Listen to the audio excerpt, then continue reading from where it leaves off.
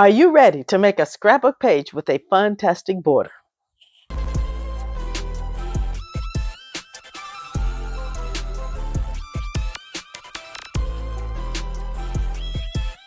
So today's layout is going to be a 2-page layout.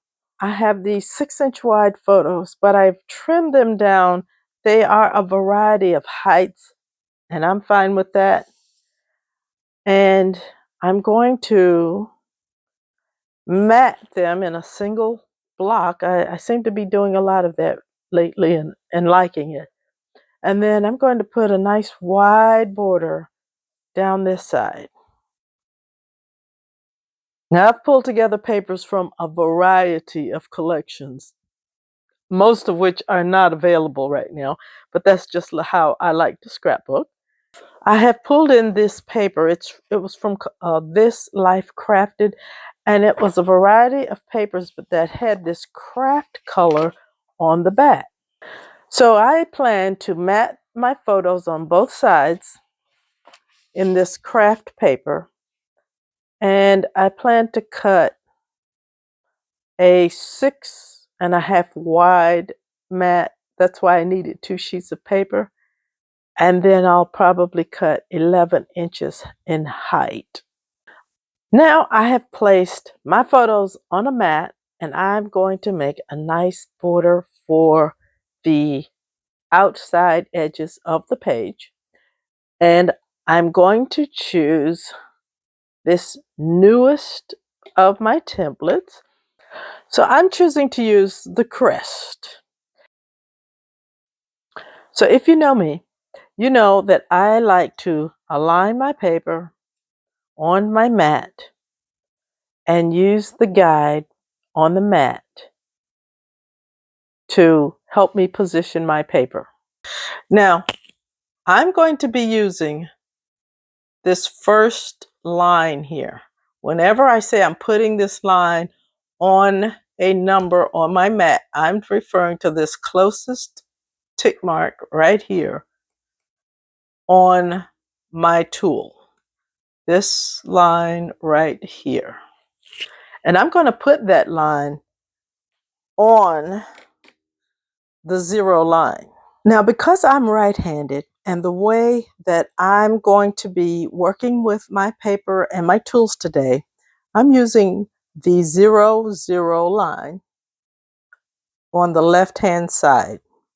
And that's what I'm going to start off with, meaning that at the top, it's going to say 12 by 12. And so, putting my paper down, I want my paper to fully cover up that line. I want to be over this line, not on it, but over it. Now, because I have a full 12 by 12 sheet of paper, I'm going over approximately 1/8 of an inch. That assures me that I am fully covering the line. Another way you can look at it, if your paper isn't fully 12 by 12, let me show you this. If your paper isn't fully 12 by 12, I want to put my paper on this line and fully cover this shortest line. I want it to stick out just a little bit. Now I'm going to put my tool and my tick mark on that line that is 0 down here. It says 12 up there. So that line is going there. Now I've placed my tool with that line on the 0 mark, and I'm zooming in to give you a close-up so that you can see that my tool is completely covering the paper. The blade should not go off of the paper. We have our tool on the 0 line with this line here on the 0 line. And as I like to do, I'm going to put some tape to kind of hold the tool in place to keep it from shifting around.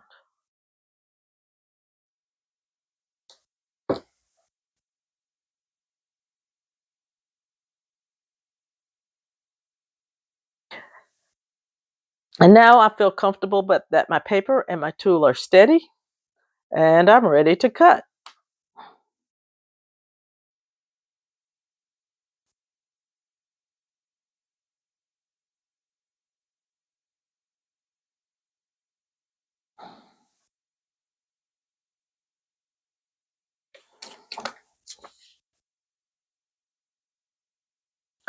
And now we have this lovely shape. And I'll put it on this white so you can see it better. And this is the shape we have with our lovely tool. So now I've moved my paper over to the 0 line here on the right. And I want the edge of the paper at the top peak to touch that 0 line. And now I'm going to rotate my blade around and put it down. So now I'm placing my template such that that first line, that first tick mark that's from the tool, is going to hit my 2 inches. And at the bottom, it's going to say 10 inches, and that's where I want my tool to be. Now, keep in mind, it doesn't have to be exactly on the 2-inch line, but it's close enough. That's going to get you in the ballpark. And once again, I'm putting down the tape to keep the paper and the template steady. I'm putting the tape on both the paper and the template to kind of keep the shifting at a minimum. And I'm ready to cut. Now I'm using the old blade still because it's still nice and sharp and works and has lasted this long. I do notice that with this Crest, I have to do more wrist action, which should not happen with the new blades. The new blades will pivot themselves. And I have the new blades. I just said I'll pull them out once I have used up. But here is this beautiful shape. I love it. I'm going to now make a second one. And because the paper is directionless, I'm just going to move over and work again from my left side. I'm now repeating myself. I put the other straight edge on my left, and I'm putting my template on the 0 line.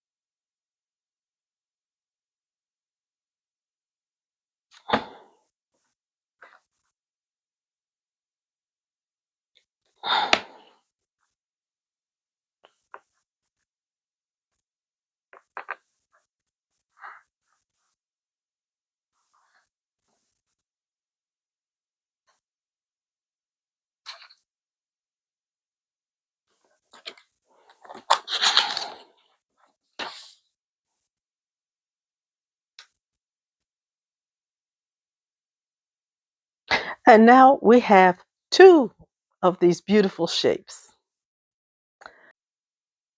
The next thing that I'm going to do is repeat the same steps with this khaki paper. But this time I'm going to make my border wider than it was on the red paper. And I'm going to cut again.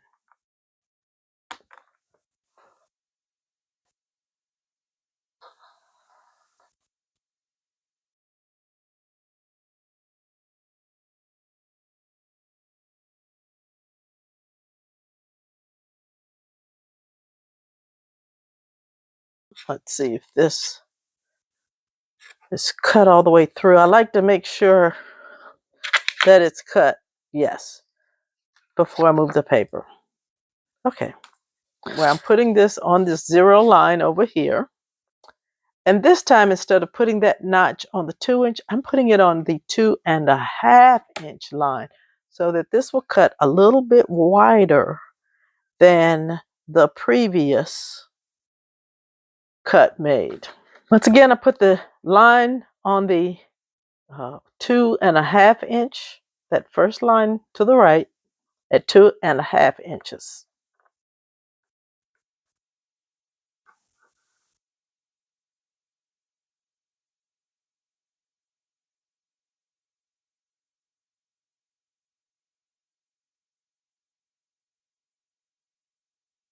I'm using my multi-purpose tool to see that it did cut all the way through. And this is my first cut, and I'm going to mat this on here. I like it. I'm going to make one more.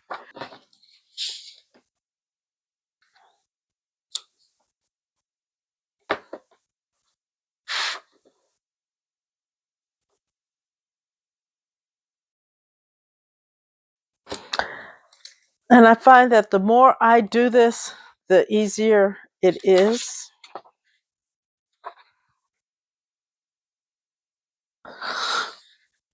Now I'm putting the peak line on the 0 line here. And I'm going to put that third line on the 2.5-inch. And remember, perfection is not a requirement. You want to get it as best you can, but there's no requirement for it to be absolutely perfect. Putting pressure on both the mat and the blade does help.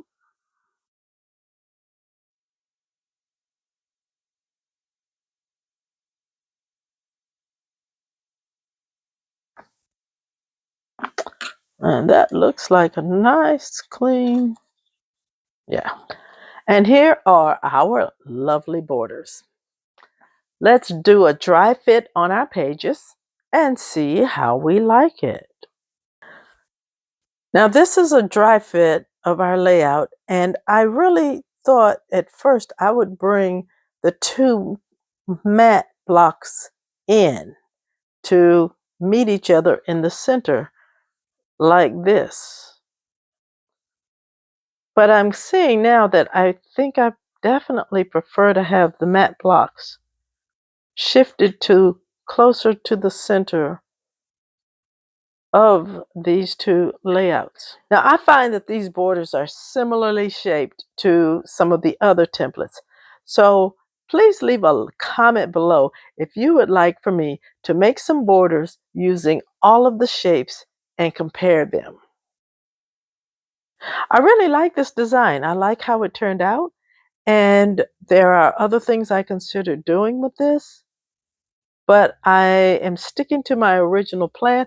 Guess I'll have to make another scrapbook layout with these fantastic borders. Twist my arm. So I'm going to adhere everything down, and then I'll be back and go into the phase of decorating our scrapbook page.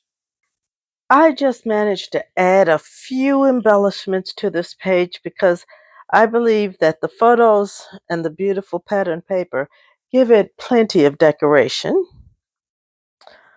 Over here, I found the word memorable from a word collection pack called Warm Tones. I used the rectangle custom cutting system, the smaller rectangle, and I made this base for this embellishment cluster. It holds the title, the word memorable, which came from the Warm Tones embellishment pack, and then the flowers came from Tropic Time embellishment pack. On this side, I also used the flowers from Tropic Time embellishment pack, and this mat is a cut apart from the Outdoor Play collection. I had so much fun with my new custom border templates, and I have so many ideas. So please subscribe to the channel and hit the notification bell so you'll be notified when I upload the next video using these templates and a lot more. Also, like this video And YouTube says, here's another video that you may like.